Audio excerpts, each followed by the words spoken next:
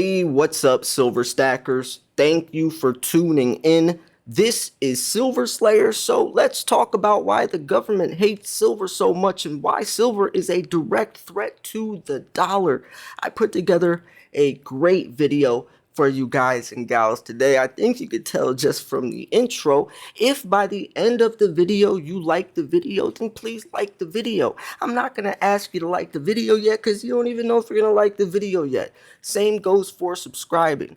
If you like my content, then please subscribe. I post daily videos, and also make sure to click the bell because I got a lot of stuff happening lately, and trust me, you don't want to miss it. Check this article out. I love it. The media hated them. Big business, numerous federal agencies, and politicians of all stripes hated them too. Even Tiffany & Co., the famous jewelry company, vilified them in a full-page advertisement in the New York Times, calling them unconscionable. And who do you think we're talking about? The Hunt brothers. The villains everyone loved to hate were the Hunt brothers. They were critics of the fiat money system and advocated for hard money based on commodities. And back then, it makes sense that people weren't really that up to speed yet with the corrupt financial system. And since they owned up to 77% of the global silver supply and tried to turn all those contracts into physical delivery, the government had to do something. They had to, which they did, which was banning silver basically on the COMEX, Silver Rule 7. Now, these guys, it was a big story, so if they started coming out saying that fiat's worthless, you need to put your money into something of real value, start exposing the truth and start exposing the government, the government doesn't want that to get out. So what do you think the government did? They villainized them. Kind of like if someone found my channel from the government and didn't want me speaking the truth every day. And that's why I've actually talked about silver stacking channels on YouTube kind of being silenced to some extent. That's what they did. They pushed the narrative that these guys are evil and they're just crazy, right? Because they wouldn't want everyone understanding why they were buying silver. And by the way, gold was banned at the time. That's why they got into silver. A lot of people didn't know that.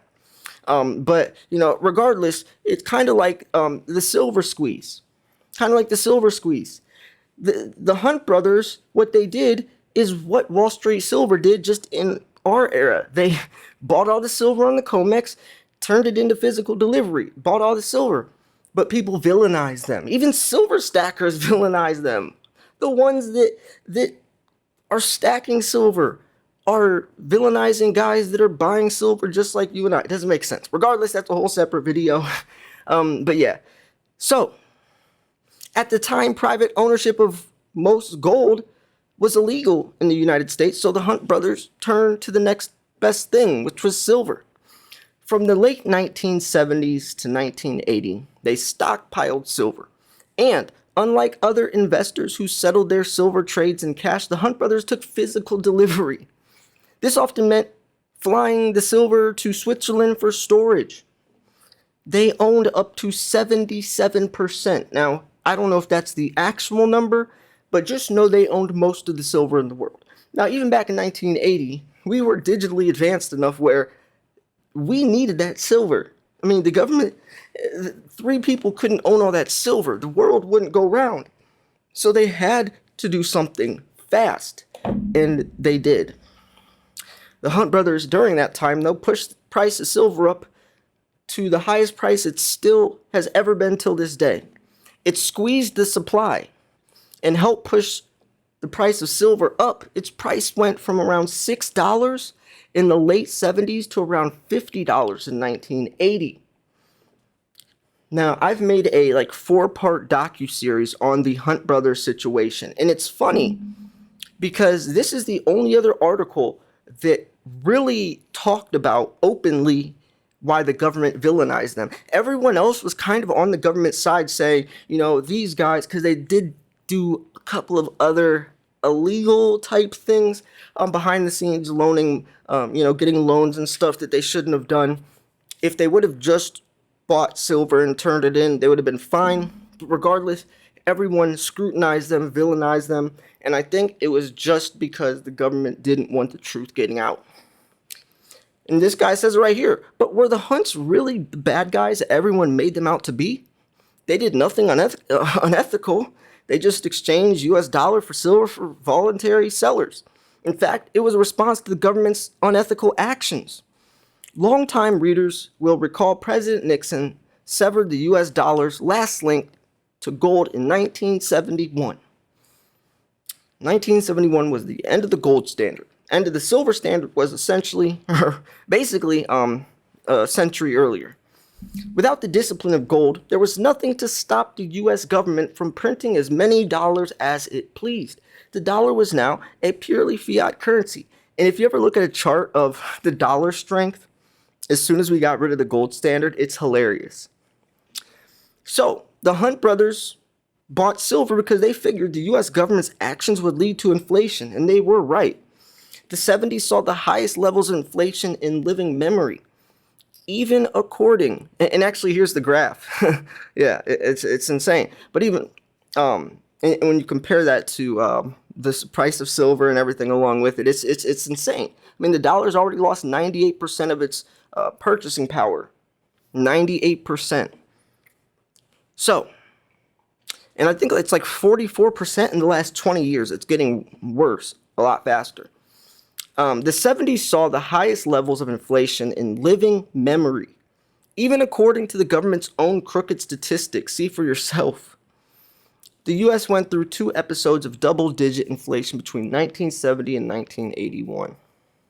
You see, the silver market's tiny. It's roughly 1/10 the size of gold market, and that's why it's so easy to manipulate, and that's why silver is so much more volatile.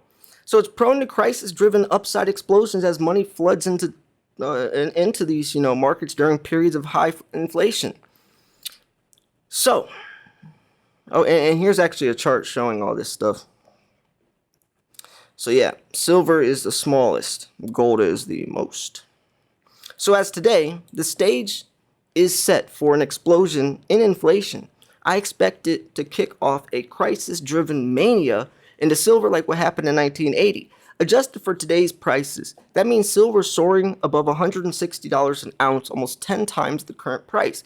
So let's look at why silver could be on the verge of a big rally. The next crisis. The next crisis. And by the way, let's jump a little more into why they would lie to us about silver. Just like why they lied about the Hunt brothers. Silver is a direct threat to the dollar. It goes against the grain. They're going to push stocks on you. They're going to push student loans. They're going to push anything that is pegged to the dollar. Anything that's not is basically a threat. You are basically you're a rebel, and that's why they call silver the rebellious metal, the devil's metal. They'll go any way to make us look crazy, make silver stackers, or even people that invest into hard commodities, in general, just make us look like we're the bad guys, like we're the ones that don't trust the government because we don't trust the government. And if you're investing into stocks or anything pegged to the dollar, when the dollar collapses, you're going down with it. That's switching seats on the Titanic, folks. You got to protect your wealth. You got to protect your wealth. And silver stackers are going to get the last laugh. The dollar index and gold and silver prices are directly negatively correlated. When the dollar index is down, gold and silver is up, and vice versa. There has been periods lately where they've both gone up or down a little bit. That's just 'cause times are so crazy. But the dollar is silver's, or silver is the dollar's worst nightmare, or precious metals in general. The same kind of wrong-headed domestic and foreign policies that caused panic into silver in the 70s and early 80s are not only present today, but stronger. Let's look at domestic ones first. In the late 60s and early 70s, the US was still on a form of the gold standard that tied gold to the dollar at $35 an ounce. But runaway deficit spending on welfare and the Vietnam War caused the US government to print more dollars than it could back with gold at the promised price. By the late 60s, the number of dollars circulating had drastically increased relative to the amount of gold backing them. This encouraged foreign countries to exchange their dollars for gold, draining the US gold supply at an alarming rate. To plug the drain, President Nixon severed the dollar's last link to gold in 1971. Recall, this was the event that caused the Hunt brothers to become concerned about the value of the dollar to make their first moves into the silver market. Today, financial wastefulness is much worse. Analysts expect the deficit to hit $1.5 trillion in 2019, and that figure assumes there's no economic recession. If there's even a mild recession, and this, by the way, this article was written in why doesn't it say the date? Hold on, maybe it does at the bottom. Why does this article not say the date? It obviously was written probably 2017, 2018. And so, that this did happen. Even if there was a mild recession, a $2 trillion deficit is a real possibility. A recession would reduce tax revenue and drive the deficit higher. Either way, trillion-dollar deficits are now the new normal. That means an avalanche of the new government debt to finance them. This will make the federal debt grow faster and faster. Even the government predicts that within 10 years, it will hit nearly $35 trillion, up from $22 trillion today. Oh, this article was written because now we are actually over $30 trillion in debt. So it was $22 trillion the time of writing this. So I'm assuming this was written like 2017, 2018 maybe. Because I remember when it was 28 trillion, like a little over a year ago. But I'm trying to think. I don't know. It doesn't matter. All that matters is, yes, it's getting worse. And who will buy all this paper? The only entity with the appetite will be the Federal Reserve. And how does the Federal Reserve pay for the U.S. government debt securities it buys? The only way it can, by creating new currency out of thin air. That's like paying off a credit card with another credit card. It's going to catch up. That's like trying to dig yourself out of a hole. Think about that. You're digging yourself out of the hole. Doesn't work. This will debase the dollar and lead to runaway inflation. Here's a predictable pattern. Once the dollar starts to lose its value in earnest, which I expect could be sometime before the 2020 election. Oh yeah, this article was written a while ago. The next Hunt brothers will emerge as the dollar, and wow, that's what we saw. Wall Street silver. As the dollar is debased, people will panic in the precious metals just like they did in the 70s and 80s, but likely on a much bigger scale. Well, the Hunt brothers wasn't on as big of a scale.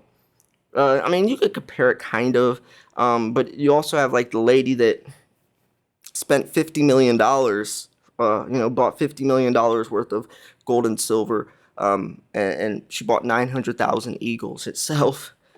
But regardless, you are starting to see more billionaires. I made a video on Jim Rogers, a silver stacking billionaire, Warren Buffett.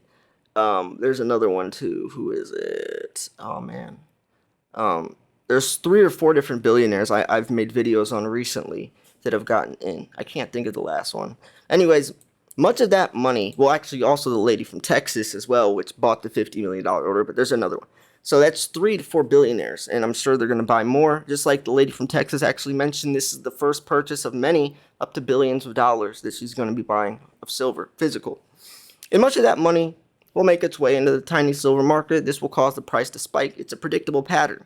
And yes, I mean, demand with the price is almost identical. When the demand of silver goes up, the price goes up with it. Demand's down, price goes down. Financial wastefulness, currency debasement, a panic into silver, price spike. Bottom line, the stars are aligned for silver price spike for the record books, and now this is the perfect time to get in.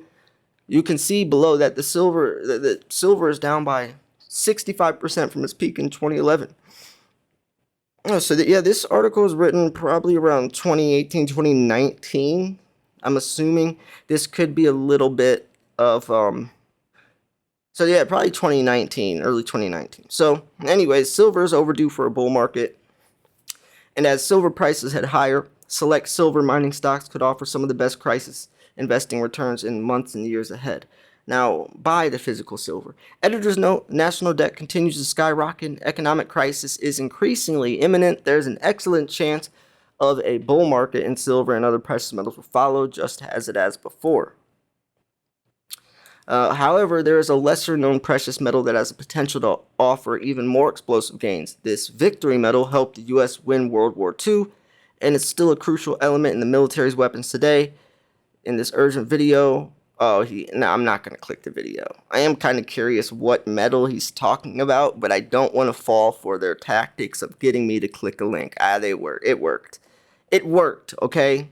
It worked. You got me. You worded that perfectly. This victory metal. Oh, man. It expired. I wanted to know what that victory medal was. This victory medal helped the U.S. win World War II, and it's still a crucial element in today's... Oh, man, I wanted to know what that victory medal was. And it says it's lesser known precious metal with potential to offer more... Oh, I was thinking he meant like it's lower, like copper or something that's, lower in price and less known. But he could be talking about anything. At that point, the lesser known, because gold and silver are obviously the most known. But anyways, what do you think he's talking about down there? Nickel? I mean, there's a lot of different things. I mean, I guess if you're someone who's very educated on World War II, you could have a guess that is a silver stacker. Now I'm really curious. Man, I'm so curious. Anyways, comment down below in the video if you know what, or if you think you know what that metal is. So yeah, I'm gonna wrap this video up here. If you thought this video was educational, informational, at least entertaining, then make sure you hit the like button. If you liked the video, then please like the video. Please, if you want to subscribe, I post daily videos every single day, giving you the newest, latest, freshest, most up-to-date recent information in the world of precious metals. Thanks for tuning in. This was Silver Slayer. I'll see you guys soon. Peace.